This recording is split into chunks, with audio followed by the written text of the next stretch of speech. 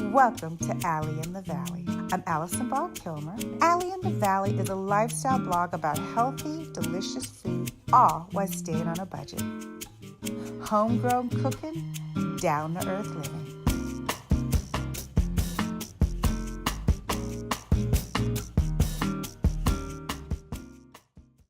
Welcome back to Allie in the Valley. Today is really special because it's not just about me cooking something that you want to see some recipe.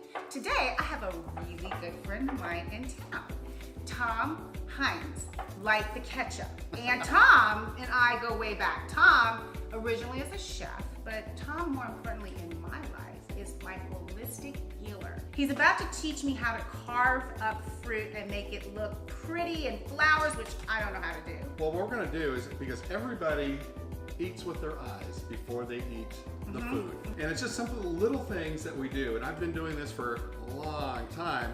How many years? Oh, okay. So there's probably about 15 years that I was working in the food industry.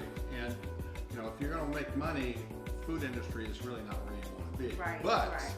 I went through culinary school, and one of the biggest things that I did in my culinary school was go to a conference down in California, down here, and when I was there, they had a class on how to carve watermelons.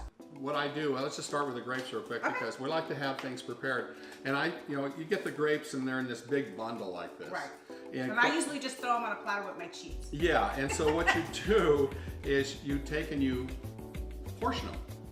So when you got them, those are so cute. You did that already. I already did. I went and I snipped like these out, and so all we're doing with this, we take a pair of chef shears like this, and anything that looks nasty, you take it off. Yep. Because everything's presentation. So you grab this little critter like this, and you just start going in and just take little pieces. And as you and you're making like little balls of it. Because when the person comes and grabs grapes, nobody likes to grab a single grape off a tray, and it looks crappy, quite frankly. Yeah. This is really cute. So what we're going to do is we're going to set these to the side right now, because when I do a fruit tray, I always try and have everything ready to go. Okay. Because at that point, that's fine. I'll do that. So one of the next things I do, and anytime you do presentation with fruit or anything, you always want to just have fruit on it. Right. You know, if you're doing veggies, then you can add some olives, some tomatoes, and different things like that. And then I throw some of these wonderful little kiwis. And I used to slice these and make them all pretty, but it actually works faster and it looks cooler if you just simply create little flowers. Oh, how did you do that? Oh my God, it's like I'm in a magic show. So, wait, that's awesome. It's very simple, and the nice thing is you can do these. You zigzag them. You can do this the day before. So what you do is you make sure you go in with your little knife, and you can use a paring knife, but I find that this little carving knife works great for everything. This is actually made in it's either Korea or Vietnam. Okay. You know, so they're called Kom knives. It's K-O-M. You gotta get me to order some of these. I would hardly anyone. I feel so special. Well, you are special. So see, there you are. That is so cute. Do you see this? That's beautiful, this is isn't it? So darn cute. Now you'll see how this works when we put our tray together. Oh yeah, you want to grab the tray now? Or no, okay, we're gonna get our fruit ready. So what I do is I try and put it back the same way, because it preserves your points. Right. Otherwise, stuff gets mashed up. Okay. So you always want to have nice crisp points if you can. Awesome. So strawberries, I usually don't do a whole lot with them, except I leave the greens on. Yep. And when I do that, I just cut these things in half without trying to mess the greens up, because now you've got two of what you could have had before. Super cute. Yeah. And in the portion, and they go twice as far.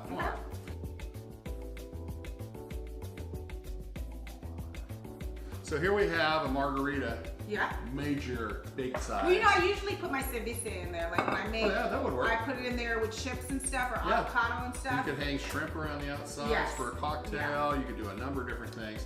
And you can do this same thing with a lemon. Oh. So a lemon or a lime, they can also be done. See, let's do one up quick here. Look at that, Leah. Now you've got a nice little design. You can even drop these in the water. Okay, so if you've got water or something that you've got that way. Yeah. So that's nice, and you can do that with it, and the same thing with the lemon. In June, and part of I was just telling my daughter, that's beautiful. Look, Aaliyah. So there we go again with the lemons. Hey. How we put that on there. How long are you here? We need to Well,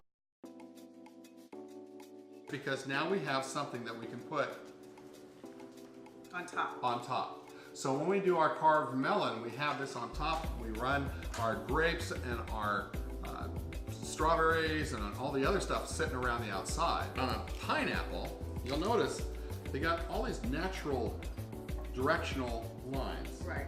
So what we're gonna do on this, you got a regular paring knife. You're gonna just follow this pattern. I'm just gonna go in here and let's see, just follow it down the line.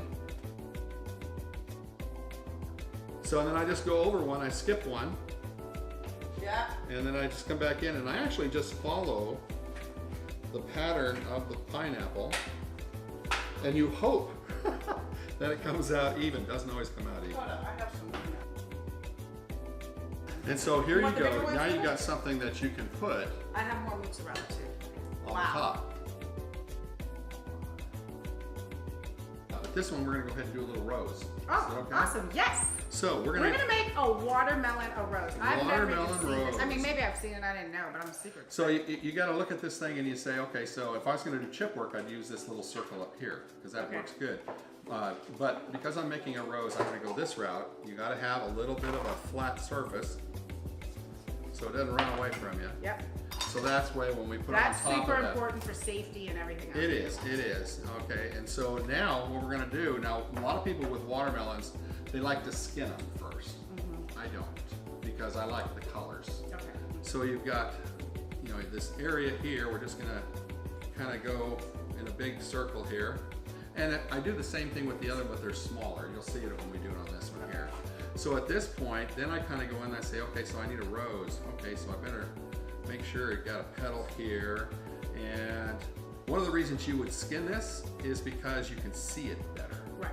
But in this situation where I'm used to seeing them quite easily, I just kind of go in there and there's the start of our rose. Okay. So all I'm doing is marking the area. You could, if you wanted to, use a pen, but it just gets messy. So you just simply, and you remember that no flower is the same. So at this point, then what I'm going to do is I'm going to start doing my petals off of these and making sure that they yeah, I all see overlap. You gotta see this. Get this. This is dope.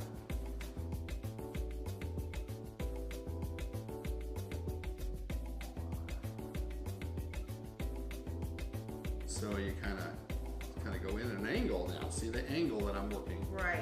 And you don't want to go too deep because you don't want to go past your line. So this is where you have to do a little control. Now rose is probably a little more advanced. Let's see, where are we going here?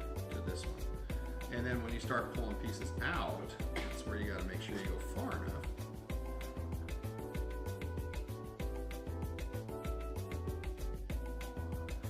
All right. So Decorative veggies. decorative veggies. Show me what you're gonna do with this onion. That's super exciting to see what you can do with just a plain onion.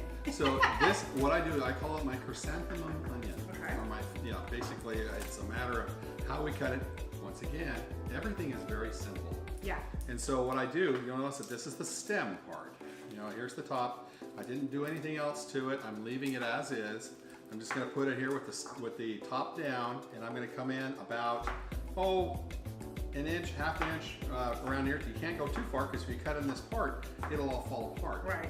So what we're doing, this is very similar to the blooming onion that you can get at Outback. So you just grab here and you just go all the way down until you hit the bottom. And you don't have to unpeel it already. Nope, you don't have to unpeel it. And so I just walk right around, and I'm gonna go about, quarter of an inch. If I would do it towards the camera here, I can't really, but. Yeah, I think it's more fair. Can you get this? And I'm just walking my way down. The key is to go all the way to the bottom and drag it out. And if you get too fat a one, next time you'll know that you wanna do it differently. Probably been in there. It's letting you know that it loves you. Okay, so now you put this right on that tray. Got it. I love it. So that's your chrysanthemum onion. Now, That is very strong. it is a strong onion. That is so cute. Let's look at that. That is really cute. I love that. Okay. So you can imagine what that would look like with, and you just move it around, but if you cut it too far down or pull it too far apart, then it falls apart. So you have to be careful how you set it in there so that you've got a nice Love it. look to that. Now this would look really good if you had red onion with it. Right. Because then you got two different colors. Right. So a lot of times what I'll do is I'll take a regular cucumber, these are little baby cucumbers, but they'll work too. And anytime I'm going to be cutting them up, or especially if I'm going to slice them, I will take a zester that actually works. Yep. And I just go down the skin, just like this. And what I'm doing is I'm scoring it. A lot of people will take a fork, but a fork is just too blunt. Now, if you have a big, nice cucumber, and I saved this, the little peelings from this, because I can make a nest. Looks like grass. Exactly, I make a nest, and then hot. you don't happen to have any Get it. celery, do you? I do have celery. Give me the whole thing of celery, Okay, hold on. because that's what you would put in this. So now that I've done that, what I do now is I can go ahead and cut these. Will this work? And so now, and of course everything is uniform. But look at these little cucumbers now. They all have these neat little lines on them. That's so cute. So if you have a nice big one, and then what I'll do with this, if I'm doing a veggie tray, Yep. if I have the big ones, then I will literally go in and line them up, layered like this, around the outside of the tray. And that looks really cool to have this line in there.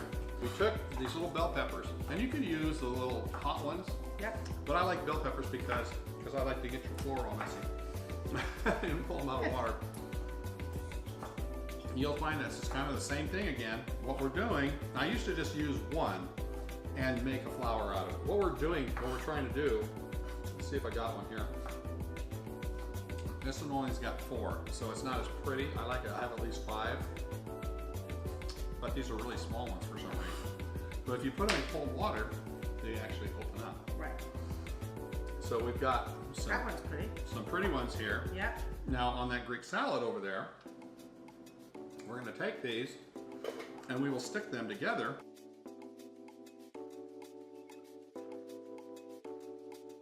As you want to go back and make sure you don't have any stems in there, you kind of cut the thickness if you got a spot that's causing an issue. So that's how you put that in the water, and then they'll start to pop open. Like this one needs to be a little bit further down. Awesome. And you just stick them in there, And they that pop takes care of open. that. All Now, right. a lot of times people throw the We're gonna eat it. bottoms. When people throw bottoms of their celery away. You can actually replant that and grow celery. Oh, that'd be cool. Yeah. Or Yeah, do that. you can make a flower out of it. Oh, let's see the flower. So you just cut off the bottom, and if you look at this, you kind of already have a flower. Right. So what I'm doing is I'm going at an angle here, and I'm just cutting it down and pulling out that piece. Oh. So we're just going around at an angle, and as Oh you my work with God. this, I kept thinking, I'm going, man, we're throwing away so many great things Oh that my we can God. use to garnish.